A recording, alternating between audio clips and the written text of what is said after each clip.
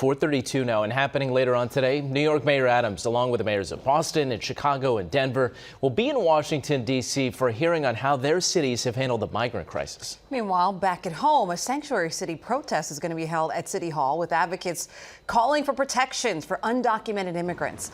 Eyewitness News reporter Phil Tate live from City Hall. Phil? Yeah, Charlene, good morning. Mayor Adams is in our nation's capital, and he's set to testify before the House committee in just hours. He'll be one of 3 other mayors that will be questioned on immigration enforcement as well as their sanctuary city policies. But Mayor Adams is set apart from the other 3 mayors from Boston, Chicago, and Denver who will testify, not only because of his public questioning of New York City laws, rather his relationship with the Trump administration after the president's Justice Department directed prosecutors to drop his corruption charges. Accusations of a quid pro quo deal had only followed. Now this as the Trump administration remains committed to their agenda to arrest, detain, and deport undocumented immigrants.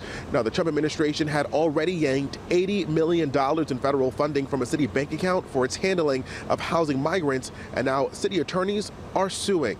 Now, Mayor Adams believes the city can reduce crime even as a sanctuary city, saying in part, quote, in a New York Post editorial, it starts with standing firm in rejecting the misperception that a sanctuary city classification means our city will ever be a safe haven for violent criminals. We must continue to ensure that those who commit violent crimes, no matter longtime residents or new arrivals, are held accountable and that the public is kept safe.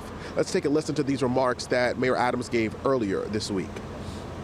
And I just think it's unfair for cities to inherit national problems. And when you do that, you have to step up. And I think that's what we did in the city. And I'm going to share that. I'm going to share my observation. The federal government is responsible for immigration enforcement, and they have to do it within the Constitution and within the laws.